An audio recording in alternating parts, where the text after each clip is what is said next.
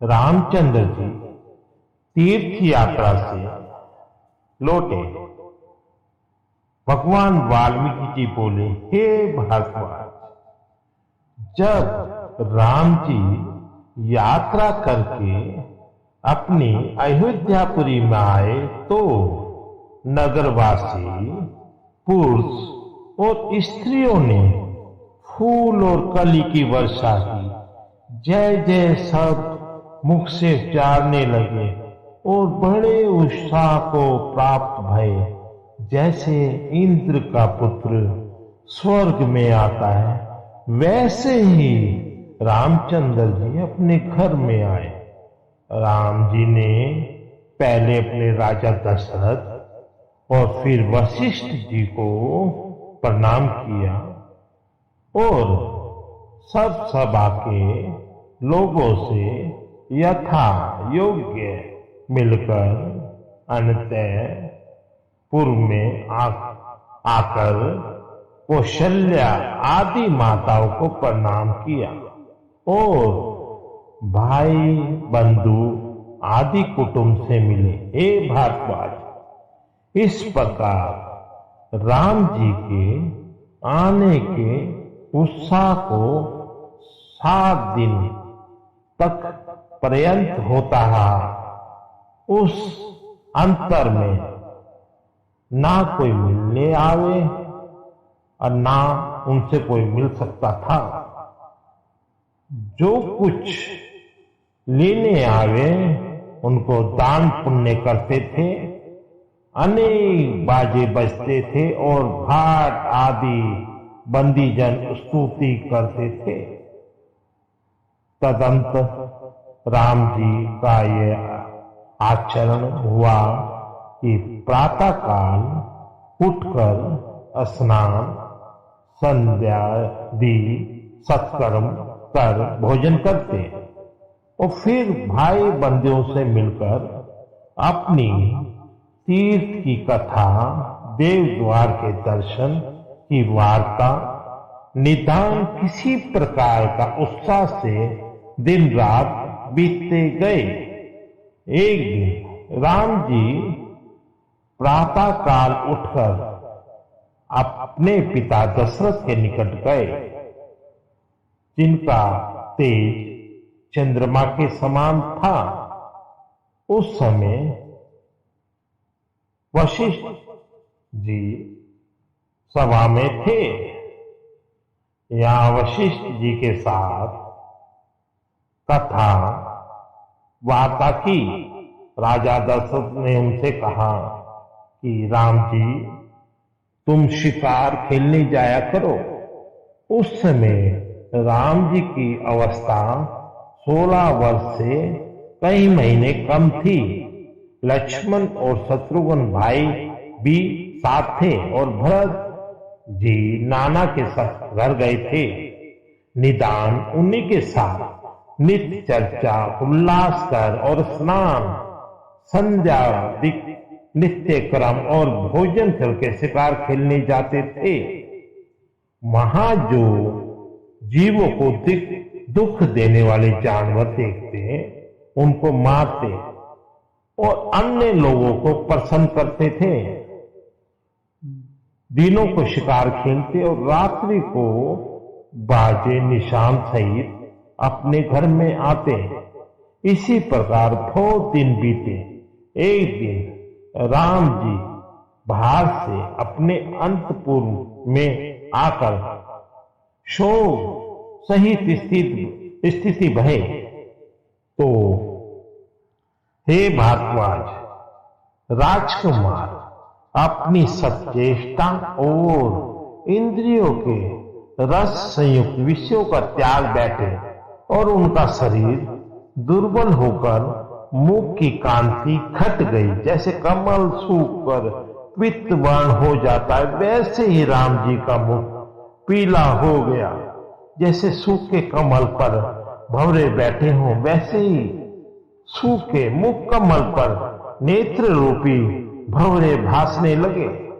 जैसे सर्प काल में काल निर्मल होता है, वैसे ही इच्छा रूपी मल से रहित इनका चित्रूपी ताल निर्मल हो गया और दिन पर दिन शरीर निर्मल होता गया।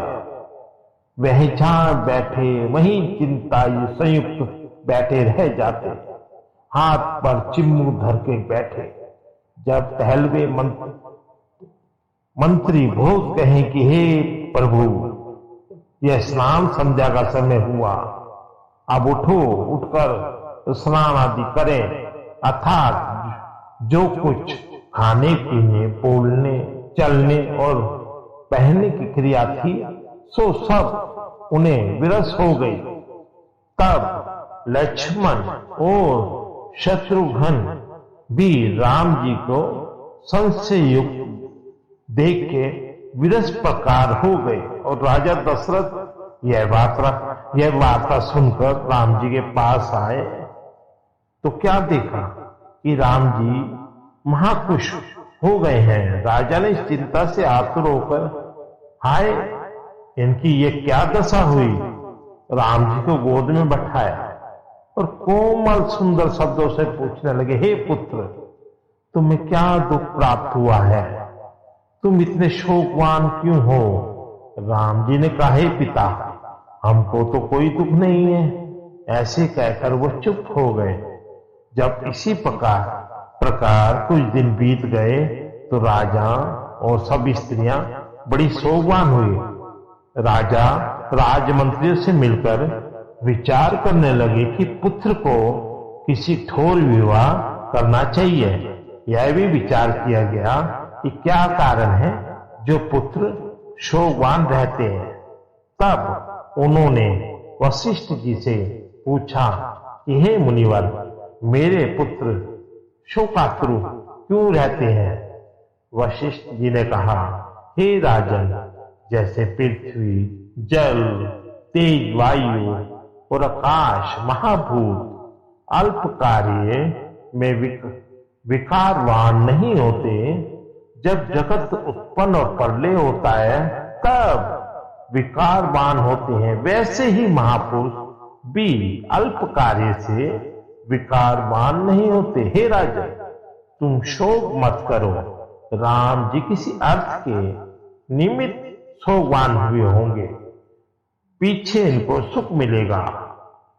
इतना कहकर वाल्मीकि जी बोले, हे भारद्वाज, ऐसे ही वशिष्ठ जी और राजा दशरथ के विचार करते थे कि उसी काल में विश्वामित्र ने अपने यज्ञ के अर्थ राजा दशरथ के गृह पर आकर द्वारपाल से कहा कि राजा दशरथ से कहो, गांधी के पुत्र विश्वामित्र बाहर खड़े हैं।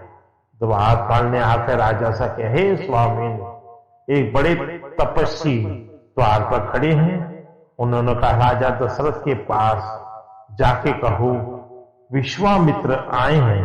हे भारद्वाज, जब इस प्रकार द्वारपाल ने आकर कहा तो तब राजा जो मंडेशलों सहित बैठे थे वे बड़े तेजवान था। सोन के सिंहासन में उठ खड़ा हुआ, पैदल चला। राजा के एक और वशिष्ठ जी और वाम देवी जी सुबह की नाई मंडेश्वर की स्तुति करते चले और वहां से विश्वामित्र की दृष्टि आए, वहां से ही प्रणाम करने लगे। पृथ्वी पर जहां राजा का शीशा लगता था वहां पृथ्वी पर हीरे मोती सुंदर हो जाती थी। इसी प्रकार शीशा नवाते राजा चले। विश्वामित्र कांधे पर बड़ी बड़ी जटा धारण किए और अग्नि के समान प्रकाशमान परम शांत स्वरूप हाथ में बांस की तंद्री लिए हुए थे। उनके चरणों पर राजा इस भांति गिरा जैसे सूर्य पदा शिव जी के चरणार्थ विंद में गिरे थे और कहा, हे प्रभु, मेरे बड़े भाग्य जो आपका दर्शन हुआ। आज मुझे ऐसे आनंद हुआ जैसे अनंत मध्य से रहित अविनाशी हे भगवान। आज मेरे भाग्य उदय हुए और मैं भी धर्मात्माओं में गिना जाऊंगा, क्योंकि आप मेरे कुशल निर्मिता हे भगवान। आपने बड़ी कृपा की जो दर्शन किया। आप सबसे उत्कृष्ट दृष्टि आते हैं, क्योंकि आप में दो गुण हैं। एक तो यह कि आप क्षत्रिय हैं और ब्राह्मण का स्वभाव आप में है। दूसरा यह कि शुभ गुणों से परिपूर्ण है। हे मुनीश्वर, ऐसे किसी सामर्थ्य नहीं कि क्षत्रिय से ब्राह्मण हो। आपके दर्शन से मुझे अति लाभ हुआ। फिर वशिष्ठ जी विश्वामित्र को कंठ लगा के मिले और मंडेश्वर को बहुत प्रणाम किया। राजा दशरथ विश्वामित्र जी को लेके गए, सुंदर सिंहासन में बैठाकर विधि पूर्वक पूजा की और फिर वशिष्ठ जी ने विश्वामित्र का पूजन किया। और विश्वामित्र जी का पूजन करने के बाद उन्हें अपने स्थान पर बैठे। राजा दशरथ बोले, हे भगवान, हमारे बड़े भाग्य जो आपके दर्शन हुए।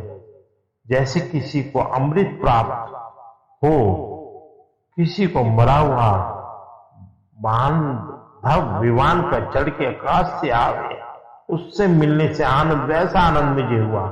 मुनीश्वर, इस अर्थ के लिए आप आए हैं, कृपया करके वह कहिए, वह अर्थ पुनः जानिए। ऐसा कोई पदार्थ नहीं जो मुझको देना कठिन है, यह सब कुछ विद्वान है। यह कहकर वाल्मीकि जी बोले, हे भारद्वाज, जब इस प्रकार राजा ने कहा तो मुनियों में विश्वामित्र ऐसे प्रसन्न हुए जैसे चंद्रमा को देखकर क्षीर सागर उमड़ता है।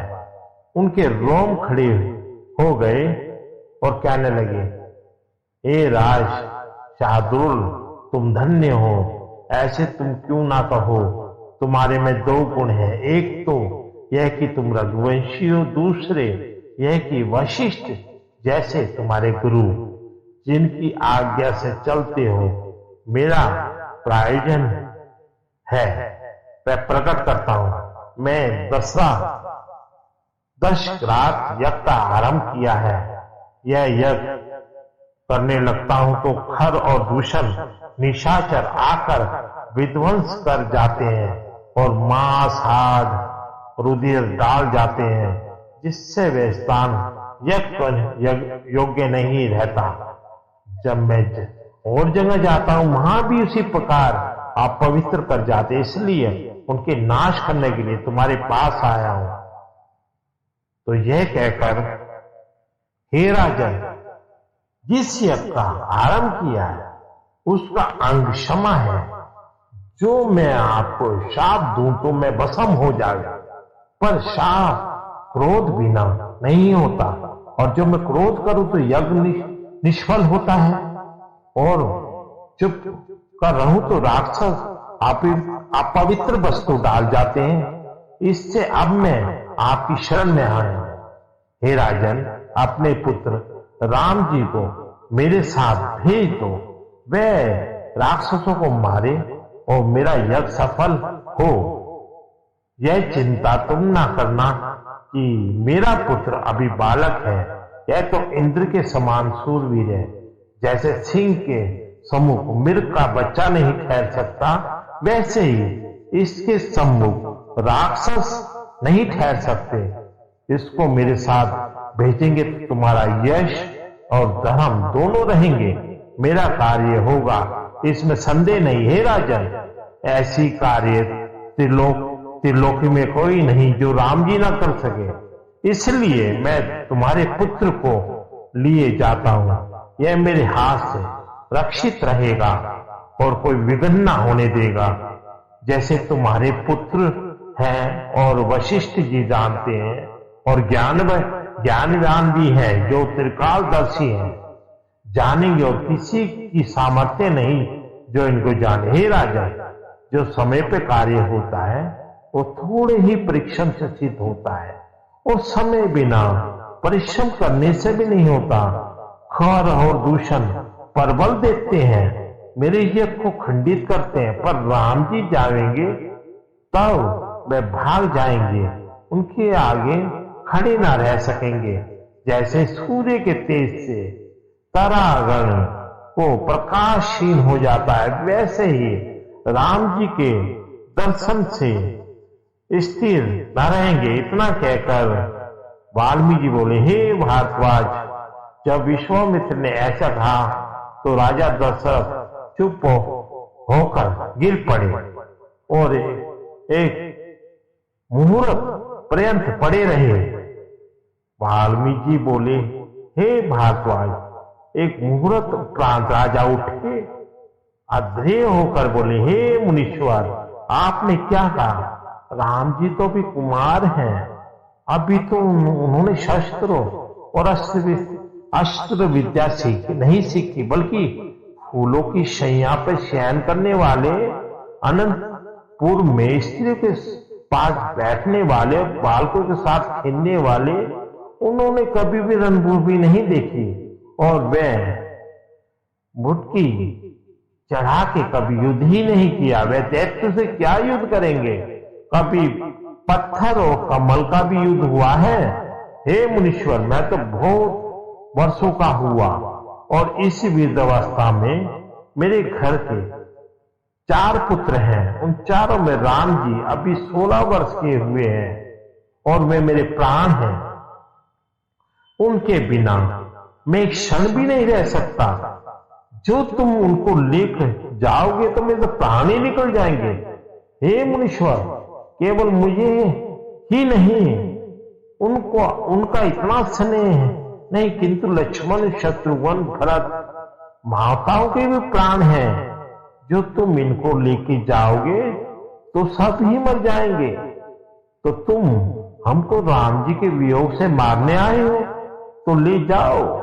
हे मुनीश्वर, मेरे चित्त में तो राम जी पूर्ण हो रहे हैं, उनको तो मैं आपके साथ कैसे जाने दूं? मैं तो उनको देख के प्रसन्न होता हूं। राम जी के वियोग से तो मेरे प्राण कैसे बचेंगे? हे मुनीश्वर, ऐसी प्रीति मुझे स्त्री, धन, पदार्थों की नहीं, जैसी राम जी की है। मैं आपके वचन सुनकर अति शोकवान हुआ। मेरे बड़े अभाग्य उदय हुए जो आप इस निर्मित आए। मैं राम जी को कदापि नहीं दे सकता। जो आप कहिए तो मैं एक असोहनी सेना जो अति शूरवीर और शस्त्र अस्त्र विद्या से संपन्न है, साथ लेकर चलूं और उनको मारूं। पर जो कुबेर का भाई है, विश्वा का पुत्र रावण हो, तो उससे मैं युद्ध नहीं कर सकता। पहले मैं बड़ा पराक्रमी था, ऐसा कोई त्रिलोकी में नहीं था जो मेरे सामने आता। पर अब मैं विरुद्ध अवस्था को प्राप्त होकर मेरी धैर्य जर्जर हो गई है। मुनीश्वर, मेरे बड़े अभाग्य जो आप आए। मैं तो रावण से कांपता हूं और केवल मैं ही नहीं, वर्णन इंद्र आदि देवता भी उससे कांपते हैं और भय खाते हैं। किसका सामर्थ्य कि उससे युद्ध करें?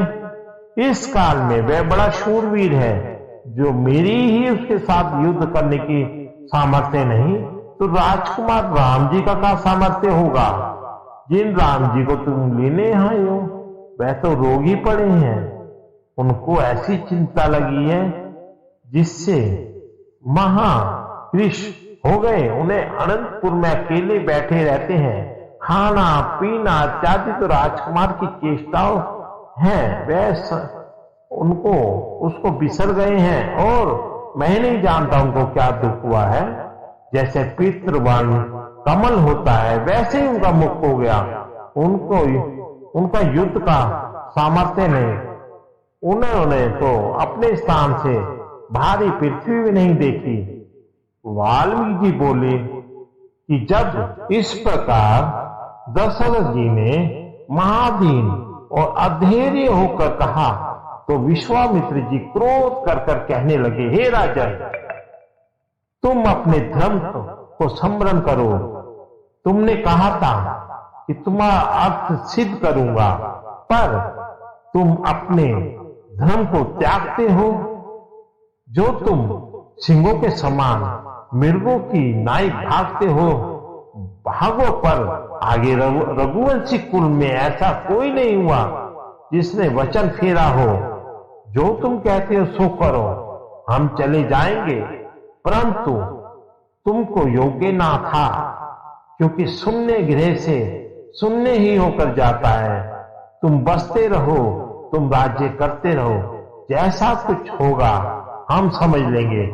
इतना कहकर भगवान वाल्मीकि जी बोले।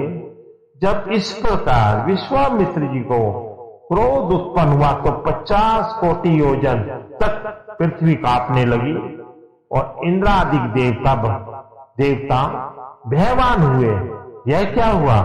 तब वशिष्ठ जी बोले, हे राजन, मैं सब परामार्थी हुए और तुम अपना धर्म क्यों त्यागते हो? मेरे सामने तुमने विश्वामित्र से कहा तुम्हारा अर्थ पूरा करूंगा, तब क्यों भागते हो? राम जी, तुम इनके साथ कर दो, तुम्हारे पुत्र की रक्षा करेंगे। इस पुरुष के सामने किसी का बल नहीं चलता, एक साक्षात ही काल की मूर्ति है।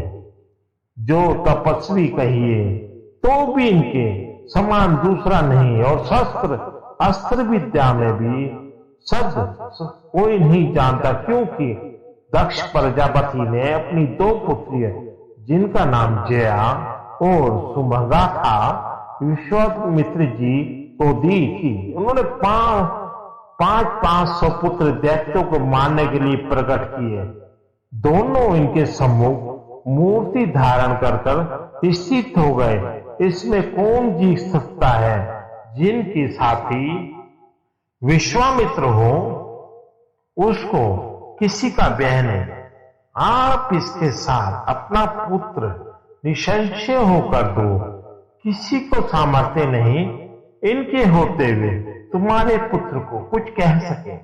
जैसे सूर्य के उदय से अंधकार का भाव हो जाता है, वैसे ही इनकी दृष्टि से दुख का भाव जाता है। हे राजन, इनके साथ तुम्हारे पुत्र को कोई खेद ना होगा। तुम इक्ष्वाकु के कुल में उत्पन्न हुए हो और दशरथ तुम्हारा नाम है। जो तुम ऐसे हो, अपने धर्म में स्थित ना रहो और जीवों से धर्म का पालन कैसे होगा? तुम श्रेष्ठ पुरुष चेष्टा करते हैं, उनके अनुसार जीव भी करते हैं। जो तुम अपने वचनों का पालन ना करोगे तो दूसरे कैसे करेंगे? तुम्हारे कुल में अपने वचन से कोई नहीं फिरता। यदि तुम दैत्यों के भय से सोवान हो तो मत होना। कदाचित मूर्तिधारी काल आकर स्थित हो तो विश्वामित्र के होते हुए तुम्हारे पुत्र को कुछ भय ना होगा। तुम शोक मत करो और अपने पुत्र को इनके साथ कर दो। जो तुम अपना पुत्र ना दोगे तो तुम्हारे 2 प्रकार के धर्म नष्ट होंगे। एक धर्म तो यह कि कृप, बावली और ताल जो बनवाए हैं, इनका पुण्य नष्ट हो जाएगा। दूसरा, तब व्रत, यक्ष, दान, सनाधिक क्रिया का फल भी नष्ट होगा, तुम्हारा गृह अर्थहीन हो जाएगा। इसके मोह शोक को छोड़ धर्म का स्मरण करो। राम जी को उनके साथ कर दो, तुम्हारे सब कार्य सफल होंगे। हे राजन, इस प्रकार तुम्हें करना था तो प्रथम ही विचार करके तुम बिना काम करने के परिणाम दुख होता है। इतना कहकर वाल्मीकि जी बोले, हे भारद्वाज, इस प्रकार वशिष्ठ जी ने कहा तो राजा दशरथ धैर्यवान हुए और वृत्तियों में जो श्रेष्ठ वृत्ति था उन्हें बुलाकर कहा, महाबाहु, राम जी को लेके आओ। उनके साथ जो जाकर बाहर आने जाने वाला और छल से रहित था, राज्य की आज्ञा लेकर राम जी के निकट गया और एक मुहूर्त पीछे आकर कहने लगा, देव, राम जी तो बड़ी चिंता में बैठे हैं। जब मैंने राम जी से बारंबार कहा कि चलिए तो कहने लगे चलते हैं। ऐसे ही कहकर चुप हो जाते। दूत का वचन सुनकर राम जी के मंत्री और सब नौकरों को बुलाया और तब सब निकट आए तो राजा ने आदर युक्ति पूर्वक कोमल और सुंदर वचन मंत्री से इस भांति कहा कि राम जी के प्यारे, राम जी की क्या दशा है, ऐसी दशा क्यों कर हुई, तो सब कर्म से कहो। मंत्री जी बोले, हे देव, हम क्या कहें, हम अति चिंता से केवल आकाश प्राण सहित दिखते हैं, किंतु मृतक के समान है, क्योंकि हमारे स्वामी राम जी बड़ी चिंता में। हे राजन, जिस दिन से रघुनाथ जी तीर्थ करके आए उस दिन से चिंता को प्राप्त हुए। जब हम उत्तम भोजन और पान करने, पहनने और देखने के प्रधान जाते हैं तो उन्हें देखकर किसी प्रकार प्रसन्न नहीं होते। मैंने तो ऐसी चिंता में लीन कभी नहीं देखा। क्रोध करके सुखदायी पदार्थों का निरादर करते हैं।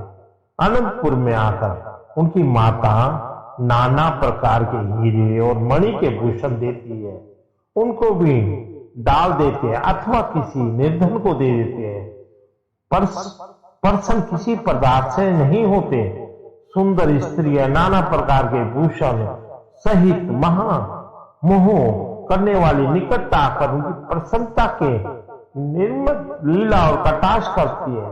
उनको किसी भी विश्वत जानते, जैसे जैसे पपीहा और किसी जल को पिता, वैसे ही वे अनंतपुर में जाते हैं। तब उन स्त्रियों को देखकर क्रोधवान होते हैं। हे राजन, उनके कुछ भला नहीं लगता, वे बड़ी चिंता में मगन है, तृप्त होकर भोजन नहीं करते, शुद्ध अवस्था में रहते हैं। उन्हें ना कुछ पहनने, ना खाने, ना पीने अच्छा लगता है, ना राज्य की इच्छा, ना इंद्रियों के किसी सुख की इच्छा, ना तो वे उन्मत्त है ना ही बैठे। जब कोई सुखदायी पदार्थ कुलादिक ले जाते हैं तो क्रोध करते हैं। हम नहीं जानते उन्हें क्या चिंता है। एक कोठी में पद्मासन लगाए हाथ पर मुख धरे बैठे रहते हैं। जैसे कोई बड़े मंत्री अगर पूछता है तो उससे कहते हैं, तुम जिसकी संपदा मानते हो वे आपदा है, और जिसे आपदा मानते हो वे आपदा नहीं। नाना प्रकार के पदार्थ जो रमणीय जानते हो सब झूठे हैं, पर इसी सब डूबे हैं। ये सब मृत तृष्णा की जलवत है। इनको सत्य जान मूर्ख हिरण दौड़ते हैं और दुख पाते। हे राजन, वे कदाचित बोलते हैं तो ऐसे बोलते हैं कि कुछ उनकी सुखदायी नहीं भासता। जो हम हंसी की वार्ता करते हैं हंसते भी नहीं है। जिस पदार्थ को प्रीति संयुक्त लेते हैं उस पदार्थ को अब डाल देते हैं और दिन पर दिन दुर्बल होते जाते हैं। जैसे मेघ की बूंद से पर्वत चलायमान नहीं होता, वैसे ही वह भी चलायमान नहीं होते। बोलते हैं, ऐसे कहते हैं, ना राज्य सत्य है, ना भोग सत्य है, ये जगत सत्य है, ना भ्राता सत्य है, ना मित्र सत्य है। मिथ्या पदार्थों के निर्मित मूर्ख यत्न करते हैं। जिनको सब सत्य और सुखदायी जानते हैं वे बंधन के कारण है। जब कोई राजा अथवा पंडित इनके पास जाता है, उनको देखकर कहते हैं ये पशु है, आशा रूपी फांसी से बंधे हुए। हे राजन, जो कुछ योग्य पदार्थ है उनको देखकर उनका चित्त प्रसन्न नहीं होता, बल्कि देखकर क्रोधवान होते हैं। जैसे पपीहा मारवाड़ में जाए और मेघों की बूंदों को नहीं देखता और खेतवान होता है, वैसे ही राम जी विश्वों से खतवान होते हैं। इससे हम जानते हैं कि उनको परम पद पाने की इच्छा है, परंतु कदाचित उनके मुख से यह नहीं सुना। त्याग का अभिमान उन्हें कदाचित नहीं है, क्योंकि कभी गाते हैं कभी बोलते हैं तो कहते हैं, हाय मैं नाथ मारा गया। अरे मूर्खों, तुम संसार समुद्र में क्यों डूबते हो? ये संसार अनर्थ का कारण है। इसमें सुख कदापि नहीं, इसमें छूटने का उपाय करो। वे किसी के साथ बोलते नहीं और ना हंसते, किसी अति चिंता में डूबे हैं। वे किसी पदार्थ में आश्चर्यवान भी नहीं होते। जो कोई कहे आकाश में बाग लगा है और उसमें फूल फूले हैं, उनको ले आया, तो ये सुनकर वे आश्चर्यवान नहीं होते। सब ब्रह्मा समझते हैं। उनको ना किसी पदार्थ से हर्ष होता है, ना किसी से शोक होता है। वे किसी बड़ी चिंता में मगन है कि इस चिंता का निवारण करने के लिए किसी सामर्थ्य नहीं देखते। हे राजन, हमको यह चिंता लग रही है कि राम जी को खाने, पहनने, बोलने और देखने की इच्छा नहीं रही और न ही किसी कर्म की इच्छा है। ऐसा न कहो कहीं मृतक हो जाए। जो कोई कहता है तुम चक्रवर्ती राजा हो, तुम्हारी बड़ी आयु हो, तुम बड़ा सुख पाओ, उसके वचन सुनकर कठोर बोलते, हे राजा, केवल राम जी को ऐसा चिंता नहीं वरन लक्ष्मण और शत्रुघ्न को भी ऐसी चिंता लग रही है। जो भी उनकी चिंता को दूर करने को जाता है वह हे राजा, अब क्या कहें, तुम्हारा पुत्र सबसे विरक्त होकर एक वस्त्र ओढ़े बैठे हैं। इसमें अब तुम वही उपाय करो जो उनकी चिंता निवृत्त हो। इतना सुन विश्वामित्र बोले, हे सातो, यदि राम जी ऐसे हैं तो हमारे पास लाओ, हम उनके दुख निवृत्त करेंगे। हे राजन दशरथ, तुम धन्य हो जिनका पुत्र विवेक और वैराग्य को प्राप्त हुआ। तुम्हारा पुत्र को परम पद प्राप्त कराएंगे और अभी उनके सभी दुख मिट जाएंगे। और वशिष्ठ एक युक्ति से उपदेश करेंगे, उससे उनको आत्मपद की प्राप्ति होगी। जब दशा तुम्हारे पुत्र की होगी तो लोह पत्थर सुवर्ण का समान जानेंगे। जो क्षत्रिय का प्राकृतिक आचार है सो वे करेंगे। हर देश उदासीन रहेंगे और तुम्हारा कुल कृतार्थ होगा। तुम राम जी को शीघ्र बुलाओ। इतना कहकर वाल्मीकि जी बोले, हे भारद्वाज, ऐसे मुनि नंद्र के वचन सुनकर राजा दशरथ ने मंत्री और नौकरी से कहा, राम लक्ष्मण और शत्रुघ्न को साथ ले आओ। जब मंत्री भूत्यों ने राम जी के पास जाकर राम जी को कहा तो राजा दशरथ वशिष्ठ और विश्वामित्र को देखा। तीनों पर चमर हो रहे और बड़े बड़े मंडलेश्वर बैठे और सबने राम जी को देखा। उनका शरीर खुश हो रहा जैसे महादेवी स्वामी कार्तिकों को आता देख, वैसे ही राजा दशरथ ने राम जी को आता देखा। राम जी ने आकर राजा दशरथ जी के चरण पर मस्तक लगा प्रणाम किया। वैसे ही वशिष्ठ जी और विश्वामित्र सभा में जो भी बड़े बड़े ब्राह्मण बैठे उनको भी प्रणाम किया और उठकर राम जी ने प्रणाम किया सभी को। राजा दशरथ ने राम जी को गोद में बैठाकर मस्तक चूमा और बहुत प्रेम पुलकित होकर राम जी से पूछा, केवल विरक्त से परम पद की प्राप्ति नहीं होती, गुरु वशिष्ठ के उपदेश की युक्ति से परम पद की प्राप्ति होगी। वशिष्ठ बोले, हे राम जी, तुम धन्य और बड़े शूर हो, विषय रूपी शत्रु तुमने जीते हैं। विश्वामित्र बोले, हे कमल नयन राम, अपने अंतःकरण की चपलता का त्याग कर जो कुछ तुम्हारा आशय हो प्रकट कर कहो। तुम मोह कैसे हुआ, जिस कारण हुआ, कितना है? अब जो कुछ तुमको वांछित हो सो भी कहो। तुम किसी पद में प्राप्त करेंगे जिसे कदाचित दुख ना हो। जैसे आकाश को चूहा नहीं काट सकता, वैसे ही तुमको कदाचित पीड़ा होगी। हे राम जी, तुम्हारे संपूर्ण दुख नाश कर देंगे, तुम संशय मत करो।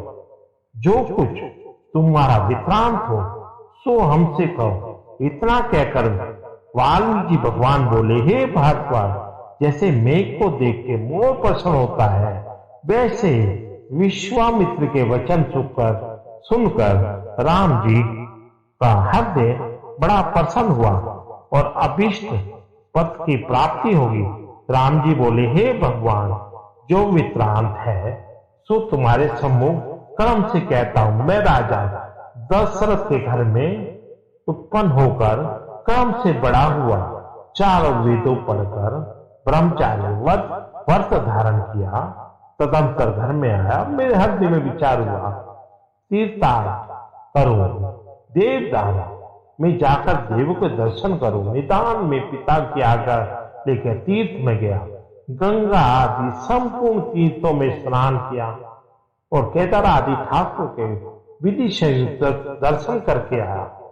फिर उत्सव हुआ। तब विचार आया कि प्रातः काल उठकर स्नान संध्या आदि कर्म करके भोजन करता। जब इस प्रकार कुछ दिन व्यतीत हुए तो मेरे हृदय में एक विचार उत्पन्न हुआ जो मेरे हृदय को खींच ले गया। जैसे नदी के तट पर तीर्ण बैल होती है, उस नदी को प्रवाह को खींच ले जाता है, वैसे ही मेरे हृदय में जो कुछ जगत में स्थायी रूपी बैल थी, उसके विचार रूपी प्रवाह खींच ले गया। तब मैंने जाना कि राज्य करने से क्या, भोग से क्या और जगत से क्या, सब ब्रह्मास्त्र है। इसकी वासना मूर्ख रखते हैं। यह सदावर जगम जगत सब मिथ्या है। हे मुनीश्वर, जितने कुछ पदार्थ हैं वह सब मन से उत्पन्न होते हैं, सो मन ही भ्रम मात्र है। अन होता है, मन दुखदायी हुआ।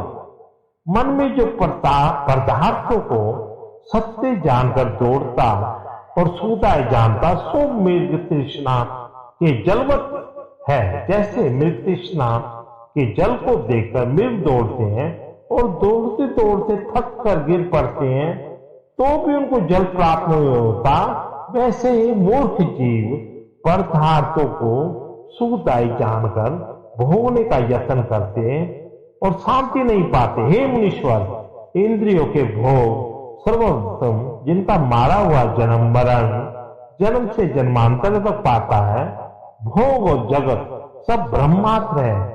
उनकी जो आस्था करते हैं वह महामूर्ख हैं।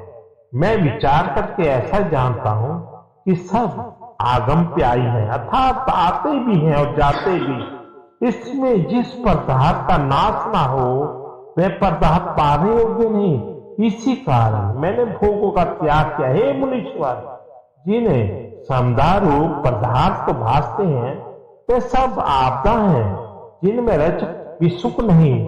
इसका वियोग होता है कनक की नाई मन में चुभते हैं। जब इंद्रियों को भोग प्राप्त होता है तो जीव राग देश से जलता है, और जब नहीं प्राप्त होता तो तृष्णा से जलता है।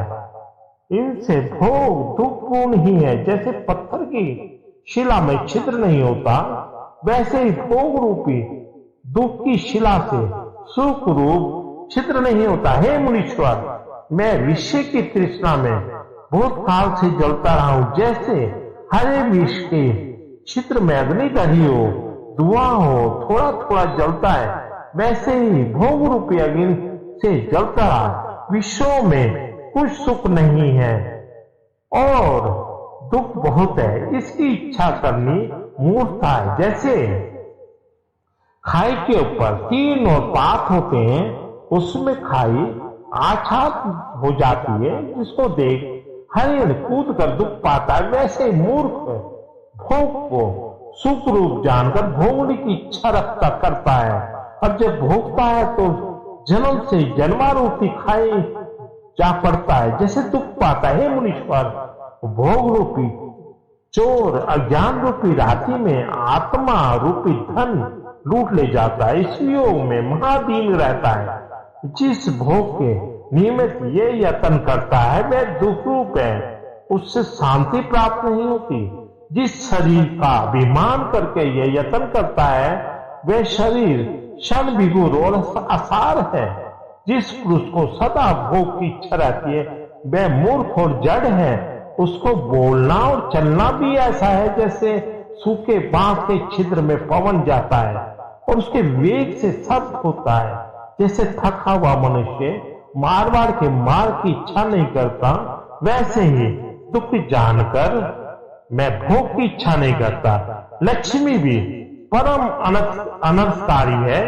जब तक इसकी प्राप्ति नहीं होती तब तक इसके पाने का यत्न नहीं होता। यह अनर्थ करके प्राप्त होती है। रामचंद्र जी तीर्थ यात्रा से लौटे। भगवान वाल्मीकि जी बोले, हे भारद्वाज, जब राम जी यात्रा करके अपनी अयोध्यापुरी में